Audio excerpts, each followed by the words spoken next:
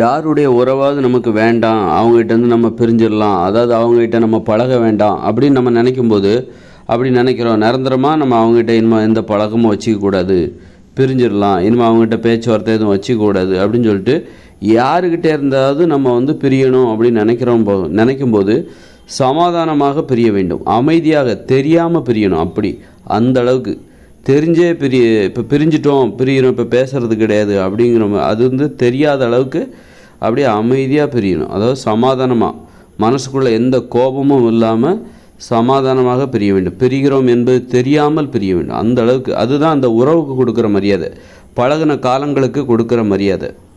அதாவது உறவு முறையை மேற்கொண்ட அந்த காலங்கள் இருக்குல்ல, பழகின காலங்கள், அதுக்கு ஒரு மரியாதை இருக்குது.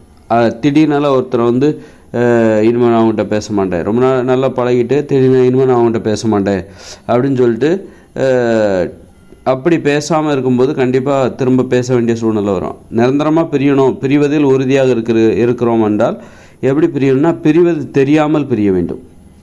அப்படி ஒரு இடைவெளி ஏற்படுத்திடணும். அடிக்கடி பேசுகிற சூழ்நிலையை ஏற்படுத்தி கொள்ளாமல், அந்த சந்தர்ப்பம் ஏற்படாமல் பார்த்து கொள்ள வேண்டும். அப்படி தெரியாமல் பிரிய வேண்டும், சமாதானமாக பிரிய வேண்டும். மனசுக்குள்ளே எந்த கோபமும் வச்சுக்கூடாது, கோபம் எதுவுமே இல்லாமல் அப்படியே ரகசியமாகவோ அல்லது அமைதியாகவோ சமாதானமாக பிரிய வேண்டும். பிரியும்போது சமாதானம் இருக்கணும், சண்டை போட்டுக்கிட்டே பிரியக்கூடாது.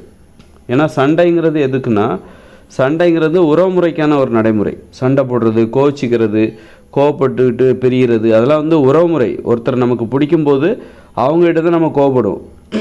ஒருத்தர் நம்ம பிடிக்கலை, அவங்ககிட்ட பிரிய போகிறோம் அப்படின்னா அவங்ககிட்ட கோபமும் படக்கூடாது, உறவுமுறையும் வேண்டாம், அவங்கள பகைச்சிக்கவும் கூடாது. அதனால் எதுக்காக தெரியாமல், அதாவது சமாதானமாக பிரிய வேண்டும். எதுவுமே இருக்கக்கூடாது, மனசுக்குள்ளே கோபம் இருக்கக்கூடாது, அன்பு இருக்கக்கூடாது, பாசம் இருக்கக்கூடாது, எதுவுமே இல்லாமல் அப்படி பிரியணும். சண்டை போட்டுக்கிட்டே பிரியக்கூடாது. ஏன்னா சண்டை போடுறதுங்கிறது யாருக்கிட்ட நம்ம சண்டை போடுவோம்னா, யாருடைய உறவு நமக்கு வேணுமோ அவங்ககிட்ட தான் நீங்கள் சண்டை போடணும். யார் உங்களுக்கு வேணும், யாருடைய நட்பு, உறவுமுறை, தொடர்பு எல்லாம் நமக்கு வேணுமோ அவங்ககிட்ட தான் நம்ம சண்டை போடணும். அவங்க அப்படி சண்டை போட்டாலே நீங்கள் திரும்ப சேர்ந்துருவீங்க. அதனால் சண்டை போட்டுக்கிட்டே பிரியவே முடியாது. நீங்கள் பிரியக்கூடாதுன்னா அமைதியாக சமாதானமாக பிரியணும், அமைதியாக பிரிஞ்சிடணும். அப்போ தான் பிரிவதற்கு பிரிவதில் உறுதி ஏற்படும். நீங்கள் சண்டை போட்டுக்கிட்டே பிரிஞ்சிங்கன்னா கண்டிப்பாக திரும்பவும் பேசிடுவீங்க, பிரிய முடியாது. அதனால் அடிக்கடி சண்டை போட்டுக்கிட்டே பிரிஞ்சிங்கன்னா அடிக்கடி சண்டை போட்டுக்கிட்டு கூட இருப்பீங்க. சண்டை போடுறது கூட ஒரு தொடர்பு தானே, எந்த வகையிலையும் தொடர்பே வச்சுக்கூடாது.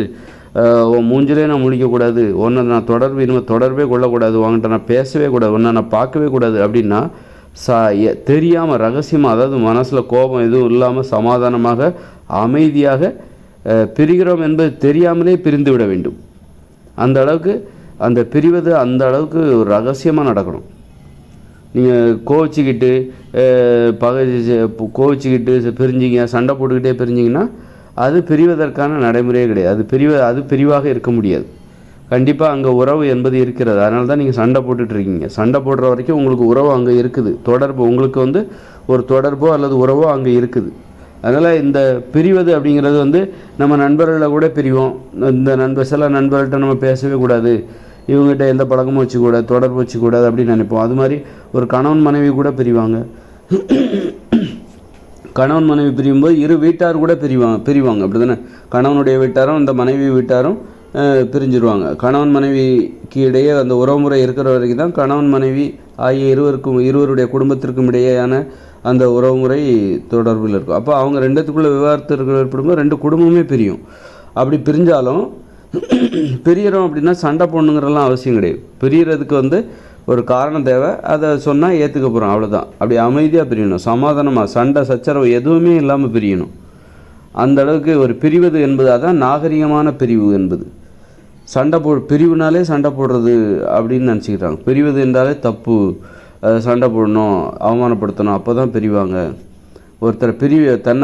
ஒருவரை ஒருவர் தன்னிடமிருந்து அவர் பிரிய வேண்டுமல்ல, அவரிடமிருந்து நாம் பிரியணும்னா ரெண்டு பேரும் சண்டை போடுங்க, ஒருத்தர் அவமானப்படுத்திக்கிங்க, அப்புறம் சீப்போ அப்படின்னு சொல்லிட்டு ரெண்டு பேரும் ஈஸியாக பிரிவு ஏற்பட்டுரும் அப்படின்னு நினச்சிக்கிறோம். அப்படி கிடையாது.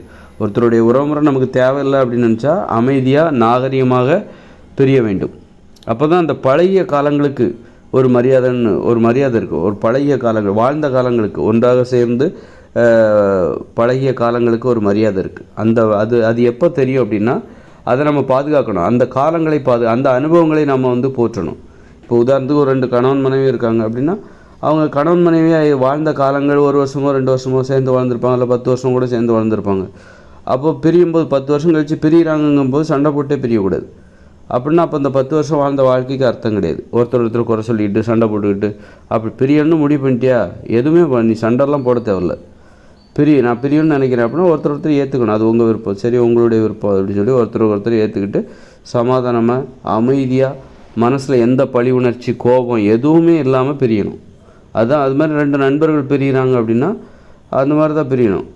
ரொம்ப ரகசியமாக அமைதியாக பிரிகிறோங்கிறது தெரியாமலேயே மனசில் எந்த பழி உணர்ச்சி இல்லாமல் சமாதானமாக பிரிய வேண்டும். அதுதான் பிரிவதற்கான ஒரு நாகரிகம். பிரிவின் போது தான் நாகரிகத்தை கடைபிடிக்கணும். அதனால் உறவின் போது மட்டும் நாகரிகத்தை கடைபிடிச்சா மட்டும் போதாது. ஒருத்தட்ட பழகும் போது மட்டும் நம்ம நாகரிகமாக நடந்துக்கிட்டால் மட்டும் போதாது. பிரியும் போதும் நாகரிகமாக நடந்து கொள்ள வேண்டும். பண்போடு நடந்து கொள்ள வேண்டும். பெருந்தன்மையாக நடந்து கொள்ள வேண்டும். நல்ல நற்பண்புகளோடு நடந்து அமைதியாக நாகரிகமாக பிரிய வேண்டும். அதான் பிரிவுக்குன்னு ஒரு நாகரிகம் இருக்குது. பிரிய தெரியணும். உறவு இங்கே வந்து நிறைய பேருக்கு பிரிவுனாலே சண்டை கிண்டை போட்டால் தான் சண்டை போட்டு தான் பிரியணும் அப்படின்னு நினச்சிட்டோம். அப்படி கிடையாது. பிரிவதற்கும் நாகரிகம் தெரிந்திருக்க வேண்டும். பிரிவில் தான் நாகரிகம். உறவு, பிரிவு இந்த 2லையுமே நாகரிகம் இருக்கணும்.